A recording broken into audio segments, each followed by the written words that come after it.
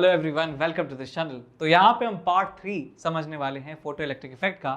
और इस particular video में हम यहाँ पे सीखने वाले हैं कि फ्रीक्वेंसी को चेंज करने पर जो फोटो करंट है वो कैसे चेंज होता है और स्टॉपिंग पोटेंशियल पे क्या असर पड़ता है यदि हम फ्रीक्वेंसी को चेंज कर देते हैं। तो फ्रीक्वेंसी की बात की जा रही है, इसका मतलब यहाँ पे फोटोन की बात कर रहे हैं। तो फोटोन की फ्रीक्वेंसी को कम या ज्यादा करने पर स्टॉपिंग पोटेंशियल और जो हमारे पास फोटो करंट है वो किस तरीके से वेरी होता है वो हम यहाँ पे समझने वाले हैं। तो सबसे पहले बात करते हैं यहाँ पे कि effect on photo current, effect on photo current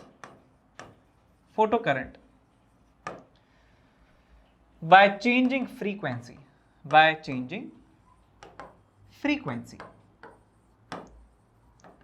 देखिए फ्रीक्वेंसी जो है फोटोन की फ्रीक्वेंसी है और फ्रीक्वेंसी को चेंज करने से सबसे पहले जो असर होने वाला है वो फोटोन के ऊपर होने वाला है। हम जानते हैं कि फोटोन की जो एनर्जी होती है वो होती है h न्यू के बराबर। तो यदि हम फ्रीक्वेंसी को बढ़ा देंगे तो एनर्जी ऑफ एवरी फोटोन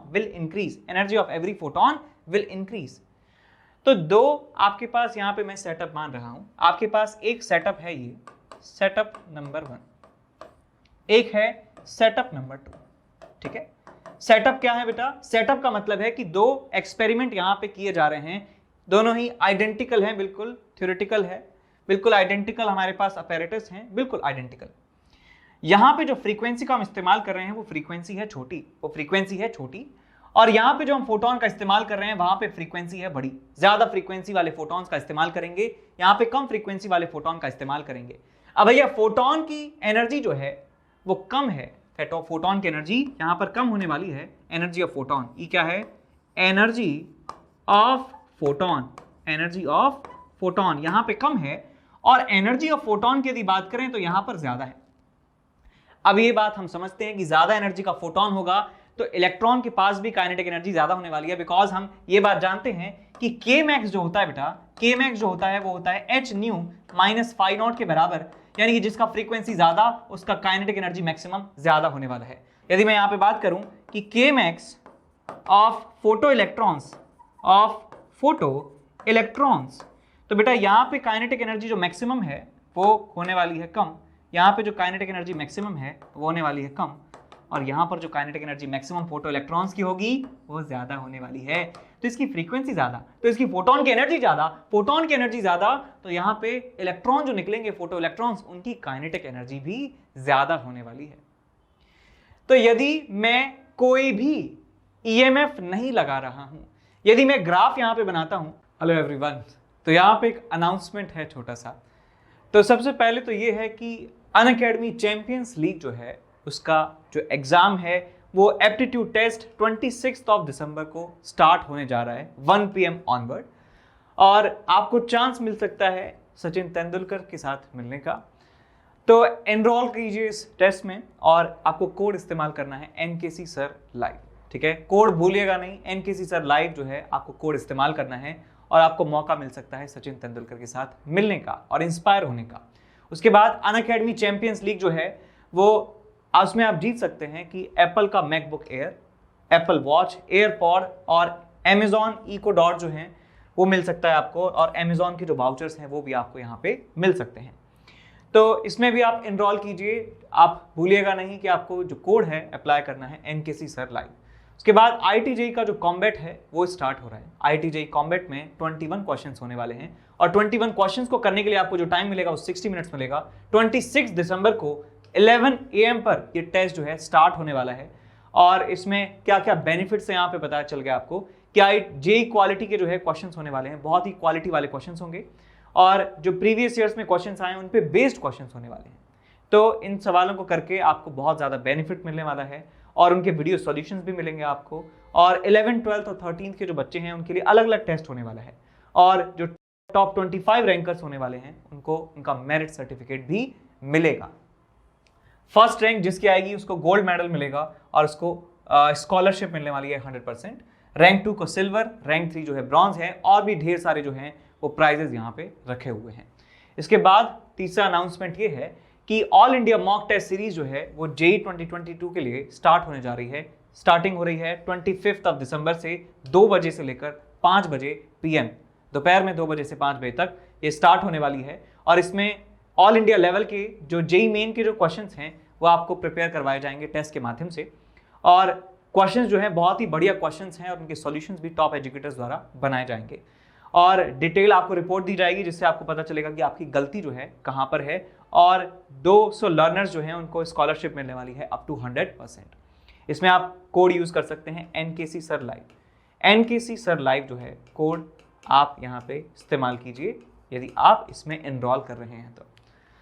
उसके बाद यहाँ पे कुछ बैचेस की इंफॉर्मेशन है कि एज बैच है क्लास 11th के लिए, जो जेईई मेन और एडवांस 2023 के लिए टारगेट होने वाला है। और जेईई एडवांस और मेंस 2022 के लिए और 2023 के लिए 2 और बैचेस हमारे पास हैं। और इन सारे बैचेस में टॉप एजुकेटर्स जो है पढ़ाने वाले हैं। ये स्टार्ट हो चुका है 22 दिसंबर से, ये भी 22 दिसंबर से स्टार्ट हो चुका है और ये भी 22 दिसंबर से स्टार्ट हो चुका है। तो आप फटाफट से जो है इनमें एनरोल कर लीजिए और बेनिफिट जो है आप इनका उठा सकते हैं। यदि मैं ग्राफ यहाँ पे बनाता हूँ, ग्राफ बना रहा हूँ ऐसे, ध्यान रखिएगा ग्राफ किस किस के बीच में है। ग्राफ यहाँ पे फोटो करंट और EMF के बीच में बना रहा हूँ, ठीक है। फिर मैं चेंज करूंगा क्या, फिर मैं चेंज करूंगा फ्रीक्वेंसीज को, फिर आपको दिखाऊंगा। फ्रीक्वेंसी को चेंज करने का मतलब मैं दोनों जो सेटअप हैं उनका यहाँ पे ग्राफ प्लॉट कर रहा हूँ। ये हमारे पास सेटअप 1 है फ्रॉम प्रीवियस पेज और ये हमारे पास सेटअप नंबर 2 है। यहाँ पे हम देख चुके हैं कि जो एनर्जी है Kmax जो है वो कम है और यहाँ पर जो Kmax है वो ज्यादा है। Kmax जो है यहाँ पर ज्यादा है बिकॉज यहाँ पे हमने कम फ्रीक्वेंसी के फोटोन का इस्तेमाल किया है, यहाँ पे ज्यादा फ्रीक्वेंसी के फोटोन का इस्तेमाल हमने किया है। तो भैया जब EMF 0 होगा ना, जब EMF 0 होगा तो सोचो EMF 0 है तो किस में फोटो करंट ज्यादा होगा। तो साफ सीधी सी बात है कि जिसके इलेक्ट्रॉन तेज भागेंगे तो current is equal to dQ/dt यदि फॉर्मूला इस्तेमाल करें तो किसी भी क्रॉस सेक्शन से ये वाले इलेक्ट्रॉन थोड़ा सा फास्ट निकलेंगे, थोड़ा सा जल्दी निकल जाएंगे। तो dt इस वाले केस में कम होगा, इस वाले केस में dt ज्यादा होगा। तो मैं कह सकता हूं थोड़ा सा अंतर यहां पे पड़ने वाला है, बहुत थोड़ा सा, बहुत मामूली सा होगा। तो मैं इस वाले केस में यदि करंट की बात करूं, यहाँ पे 0 EMF पर जो करंट की वैल्यू है वो थोड़ी सी ज्यादा होने वाली है और यहाँ पर जो है इसके लिए थोड़ी सी कम होने वाली है, थोड़ी सी कम होने वाली है। अब मैं दोनों ही केसेस में यदि EMF की जो वैल्यू है उसको इंक्रीज करता हूं तो ये करंट भी थोड़ा सा बढ़ जाता है और ये वाला जो करंट है ये भी बढ़ जाता है और ऑलमोस्ट सेम हो जाते हैं बिकॉज इंटेंसिटी दोनों में बराबर है। I बराबर same, I is same, intensity same है। I क्या है बेटा, यहाँ पे इंटेंसिटी सेम है, इंटेंसिटी सेम, इंटेंसिटी सेम है तो फोटो करंट जो सैचुरेशन पर है, saturation photo current, saturation photo current जो है वो सेम रहने वाला है। याद रखिएगा फोटो करंट पे कोई असर नहीं पड़ेगा, फोटो करंट पे कोई असर नहीं पड़ेगा। और आपको ये भी पता लग चुका है कि सैचुरेशन क्यों आता है, बिकॉज इतनी सारी भीड़ होती है इलेक्ट्रॉन्स की, तो इतनी सारी भीड़ ऑफ इलेक्ट्रॉन्स में हम चाहकर भी तेज नहीं चल सकते हैं बिकॉज हिंड्रेंस वहां पर होता है। अब एक बात सोचिए, यदि हम नेगेटिव पोटेंशियल लगाते हैं, नेगेटिव पोटेंशियल लगाते हैं तो क्या होगा, तो जो सबसे फास्टेस्ट इलेक्ट्रॉन है वो सेटअप नंबर 2 में है, सेटअप नंबर 1 से। तो जिसकी फ्रीक्वेंसी कम होगी, जिसकी फ्रीक्वेंसी कम होगी उसके इलेक्ट्रॉन धीरे चल रहे होंगे और उन धीमे इलेक्ट्रॉन को रोकने के लिए हमें कम पोटेंशियल की जरूरत होने वाली है। तो यदि मैं यहां पे यदि बात करूं तो यहां पे ये वाला जो ग्राफ है ये यहां पर मिलने वाला है, इसका जो स्टॉपिंग पोटेंशियल है वो मैग्नीट्यूड में कम होगा, वो कम होगा मैग्नीट्यूड में। और ये जो आपके पास है ज्यादा काइनेटिक एनर्जी वाले इलेक्ट्रॉन को रोकने के लिए हमें ज्यादा नेगेटिव पोटेंशियल लगाना होगा, यानी कि इसका मैग्नीट्यूड जो है वो ज्यादा होने वाला है। थोड़ा सा और सही कर देते हैं इसको, थोड़ा सा सही कर देते हैं, ये कुछ इस तरीके से आपको ग्राफ मिलने वाला है, इस तरीके से। तो यहाँ पे स्टॉपिंग पोटेंशियल मैग्नीट्यूड में ज्यादा होगा। तो ये चीज आपको समझ में आ जानी चाहिए कि भैया यदि हम फ्रीक्वेंसी को बढ़ाते हैं तो फोटोन की एनर्जी बढ़ेगी, फोटोन की एनर्जी बढ़ेगी तो फोटो इलेक्ट्रॉन्स की एनर्जी बढ़ेगी, फोटो इलेक्ट्रॉन की एनर्जी बढ़ेगी। इंटेंसिटी सेम रखने पर सैचुरेशन जो है करंट सेम रहने वाला है लेकिन स्टॉपिंग पोटेंशियल बढ़ जाएगा। फ्रीक्वेंसी बढ़ाने पर स्टॉपिंग पोटेंशियल का मैग्नीट्यूड बढ़ जाता है। तो समझ गए रीजन क्या है कि Kmax इसका कम होगा, Kmax इसका ज्यादा होगा। तो इसको रोकना है, इसको भी रोकना है, इसको रोकने के लिए कम पोटेंशियल की जरूरत है, इसको रोकने के लिए ज्यादा पोटेंशियल नेगेटिव की जरूरत है।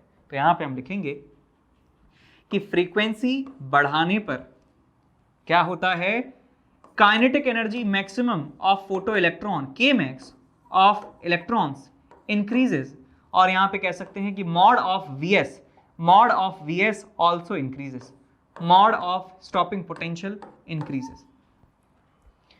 तो आप समझ जाएंगे ग्राफ में कि भैया जिसका ज़्यादा मैग्नीट्यूड में पोटेंशियल है, नेगेटिव पोटेंशियल, स्टॉपिंग पोटेंशियल, उसका फ्रीक्वेंसी ज़्यादा होगा। तो यदि मैं इन सब में मैं 1 2 1 2 3 1 2 3 1 2 लगा देता हूँ, तो यदि मैं इसको मान लेता हूँ 1 और इसको मान लेता हूँ 2, तो बताइए फ्रीक्वेंसी किसका ज़्यादा होगा। मैं कह सकता हूँ कि न्यू 1 इज यहाँ पे है, न्यू 1 न्यू 2 यहाँ पे है, तो क्लियरली न्यू 1 जो है वो न्यू 2 से ज़्यादा है, न्यू 1 न्यू 2 से ज़्यादा है। फ्रीक्वेंसी को बढ़ाया, इसका मतलब क्या हो गया कि जो मैग्नीट्यूड ऑफ स्टॉपिंग पोटेंशियल है वो ज़्यादा हो गया है। तो ये चीज़ आपको यहाँ पे समझ में आ जानी चाहिए। सब जो है प्योर लॉजिक है, प्योर लॉजिक के साथ मैंने यहाँ पे आपको एक्सप्लेन किया है। इसके बाद आगे चलते हैं।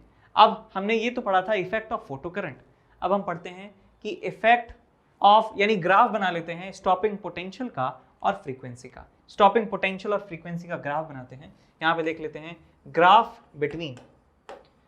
Between stopping potential and new, ठीक है। जो चीज़ हमने यहाँ पे अभी समझी है ऐसे, इसको हम ग्राफ की फॉर्म में भी लिख सकते हैं, ये ग्राफ था हमारे पास करंट, फोटो करंट और ईएमएफ के बीच में। अब ग्राफ है हमारे पास स्टॉपिंग पोटेंशियल और किसके बीच में, हमारे पास फ्रीक्वेंसी के बीच में।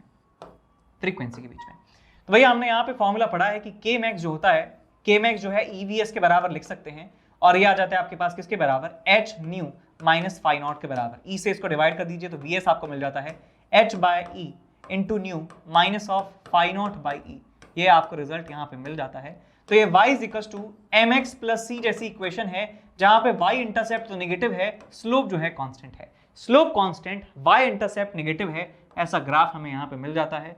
तो ये आपको मिलता है बेटा ग्राफ कुछ इस तरीके से ग्राफ आपको यहाँ पे मिल जाता है। ये जो आपके पास y इंटरसेप्ट है इसकी वैल्यू फाई नॉट अपॉन ई के बराबर है, ये जो आपके पास y इंटरसेप्ट है उसकी वैल्यू फाई नॉट अपॉन ई के बराबर है, और इसका जो स्लोप है बेटा, इसका जो स्लोप है टेन थीटा किसके बराबर है, h अपॉन ई के बराबर है। तो जैसे जैसे हम फ्रीक्वेंसी बढ़ाते जाते हैं, वैसे वैसे आप देख सकते हैं कि जो स्टॉपिंग पोटेंशियल की वैल्यू है वो चेंज होती जा रही है, वो बढ़ती जा रही है।